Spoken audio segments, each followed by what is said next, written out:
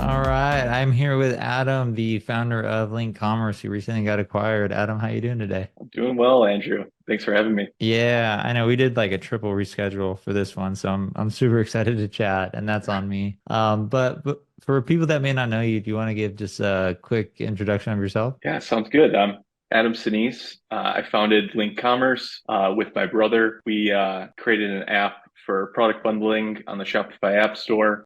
My personal background is about 10 years in product design. I've always been interested in technology and software and how it scales. And so, yeah, have been in it ever since. This was our first I would say, semi-successful venture that got some traction. And yeah, Nice. Tell me about design. What did you start playing with when you got started in design? I'm like a really bad designer. I started in like Mhm. GeoCities and Photoshop. What did you start in? So I went straight to Sketch. If you ever used any of the product design tools, right when I got into it, they were starting out and they were like leagues above the rest. So I ended up just designing anything I could think of in this tool. Now I'm on Figma, but a little bit there. So I started off in software sales, but really noticed like the power of product design and how that's like the new industry. It's software engineers were in such high demand. Product design was that differentiator. So that's how I got into it. I thought I need to understand how to tell a story with these screens. So I've always been a visual learner, and that sort of matched my personality. Nice. I got up to Photoshop and I've just never stopped. So I feel like I I couldn't got get into to. Photoshop. That was always a tough one to learn. Yeah, I've been using Photoshop since I was like 15 or 16. Anyways, but yeah, the best part about design, and maybe this is a tip for entrepreneurs, I'm sure you'd agree with it, but instead of building like a whole product, just design one, like a prototype, and then show it to customers before you build it. That's why I like design so much. Yeah, you can get a lot of insights just from showing a few screens and getting their feedback if Yeah. it makes sense and if there's any value. And save a lot of time and money too. Hmm.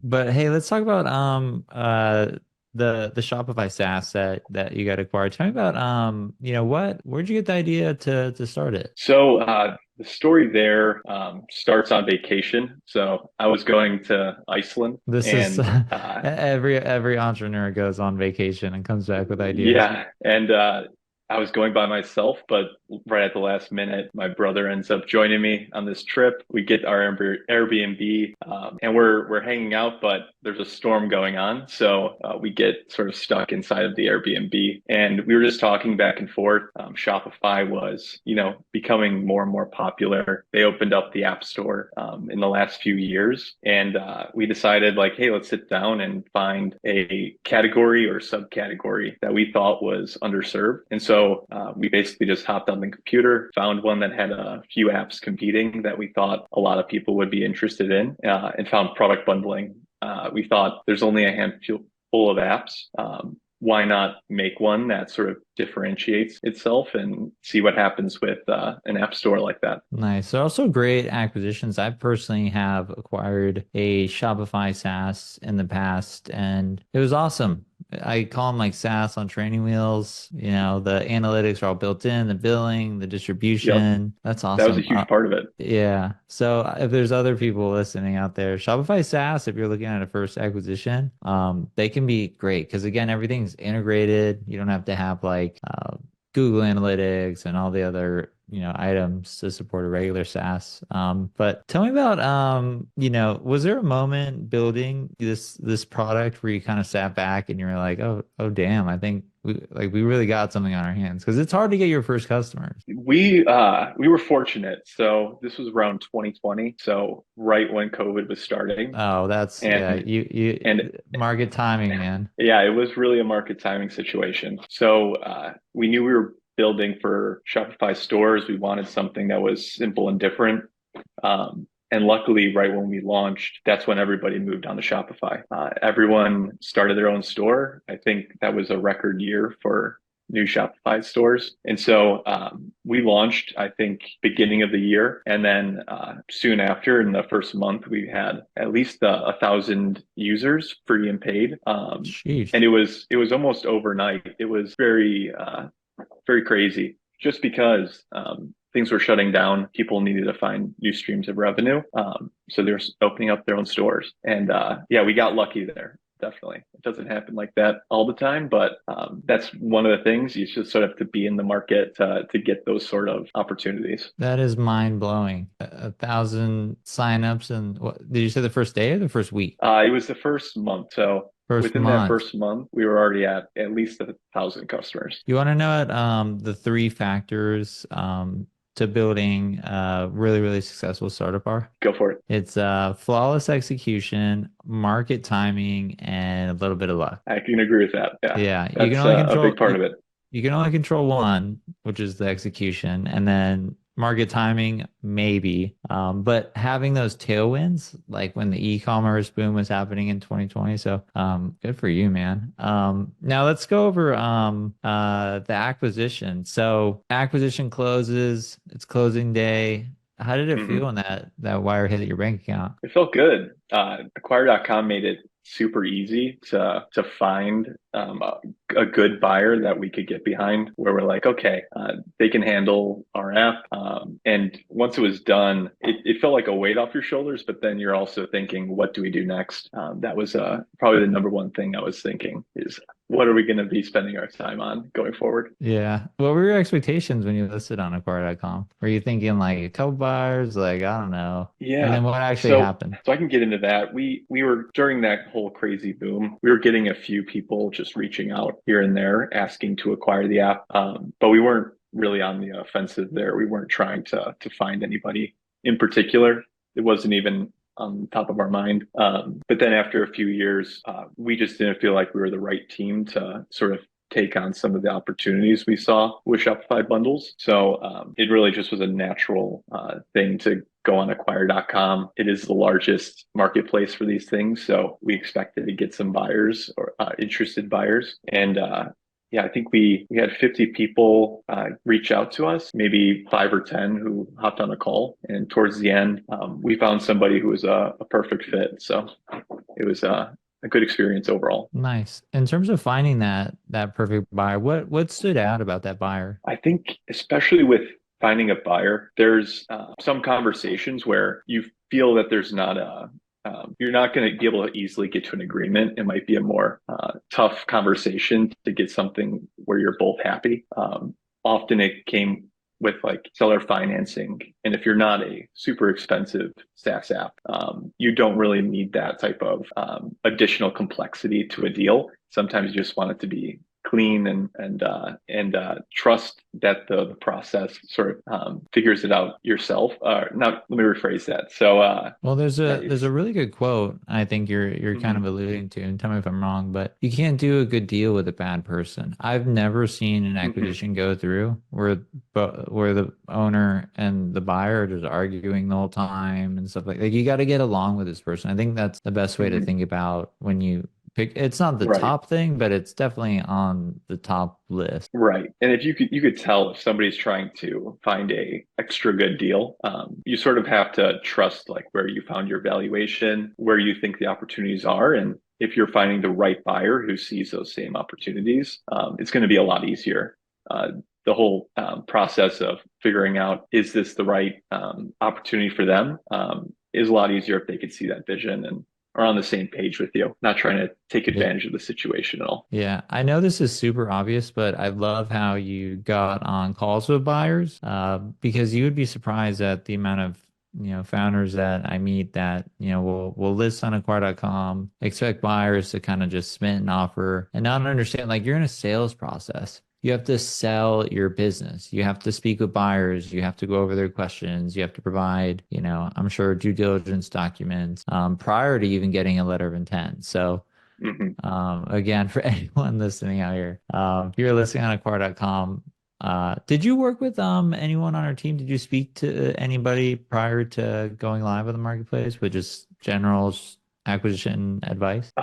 We just had the back and forth within the app, but nobody formally walking us through it. It was that easy. Nice. That's great to hear. We do have a team where we'll walk you through an acquisition strategy, best practices, best tips. But I want to hear from you if you had, let's say, hey, Adam, I'm looking to sell, something, a SaaS business on acquire.com. What are the top pieces of advice you'd give me? I would say get it out there as early as possible and just keep refining your post. I know you guys provide a lot of great feedback on the listing, and there's always more you can add, but it's good to just start fielding offers, getting conversations going. You never know if it just resonates with somebody and just feels like a good fit for what their plans are.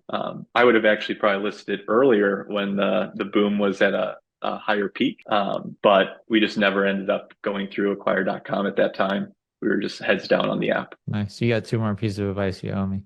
Let's see. Another one would be, One could be like talking to buyers. That honestly, as obvious yeah, as it is. I think 2 points with talking with buyers. I think that, yes, hopping on a call is great. A conversation is much easier than a text thread of 20 or 30 questions. It's easier just to sit down and sort of talk through and show everything that you need to show. A video call works great for that. And then also trying to do sort of the valuation beforehand. So you have a good idea of what price you're looking for in a range. So that was one thing you guys recommended going in a little bit lower. And it also helped us get more of those conversations started. And then once we found somebody who was a great fit, we ended up getting more of the price we were looking for, which was a great turnout at the end. Awesome. Yeah, that last piece of advice is something that is counterintuitive. But when you go to sell your business, you actually do want to, or I always recommend pricing it lower than your final number that you want to hit and write your final number down, but go a little bit lower than that. And the reason you do that is because just like in sales, you want to get as many people interested as possible. So you have as many conversations as you can of buyers. And then you start moving those buyers towards formal offers. And the more offers you get, the more you're able to negotiate up on, the final price or even just terms. Like it sounded Mm-hmm. like, your acquisition may have been, all cash, or whatever structure is important to you, or terms like you don't want to stay in the business, or you're only open to a 3-month transition period. Because buyers have a very, strict mandate in terms of what they'll pay. So understanding that is absolutely critical. If you price too high, basically buyers will just kind of look over it quickly because also you have to understand most buyers are looking at 10, 20. If you're in private equity, you're looking at 100 businesses per day. So you definitely want to price it correctly. And then, yes, you have to speak with buyers. Yeah, I can plus one that. I think it's better to have the conversation and get the ball rolling, even if and get more of those conversations started before like cutting off the conversation on the post where you're scaring them away with something that's way too high. I definitely think that you want more leads when it comes to an acquisition. Absolutely. And again, you don't have to sell at that price. Like you don't have to, as it draws in as much buyer interest as possible. And it gets buyers Hmm. to review your business, look at any documents that you've uploaded into your data room. So when you have that conversation, they're excited about your business. And that's really how you raise your final acquisition price by having, multiple interested buyers and essentially creating a bidding war. So well done on that. I guess I don't know. I love asking this question. What was your favorite part about the acquire.com experience? Was it, the wire hitting your bank? Was it, the ease of finding buyers? Like what was like the funnest part? All of it. I think it's fun to see people interested in something you've created. As you know, like these are often a lot of side projects or things that nobody expected to be worth so much. And if you have like a really focused community who are all active in buying these SaaS products, you really can't beat it. It's so easy, and all the conversations and the notifications just make it really seamless on finding and vetting people and knowing sort of where you're at in the market. Are there people interested? Yeah, there's really no other resource out there that can do it end to end like you guys. And yeah, it just shows how quick like we were able to go from listing and 6 months later selling. That's a pretty powerful thing. That's awesome. Well, congrats on the acquisition. Now my next question is, you're an entrepreneur. What are you doing now? Because you're definitely not laying on a beach by Yeah, the look in your office. definitely not. It's still winter here. But yeah, so right now we're working on an app called Parallel Chat, parallelchat.com. We're creating a user experience layer for SaaS companies to sort of have a no-code solution to add chat and AI search. And other things that just make user experiences more seamless. So right now we have a soft launch with chat and search. And over the next few months, we're adding in some user adoption things like modals, checklists, product tours, a lot going on. But we're excited. We think AI and software is really an exciting time and a market that we're really interested in going after just because we're both software people. So yeah, I, that's where we're I at. I love it. What was the name of it again? Parallelchat.com. More leads, less churn, and happier customers. Is that That's right. you? Yep. Yeah, this is awesome. I love it, man. You got acquired, now you're going bigger by the sounds of it. That's the plan. We're just, we started really small a while back. Shopify was the easiest way, like you said. It's a great market to get into. And now we want to build more of a full solution that we own more of those pieces of the puzzle that are maybe like offloaded with Shopify.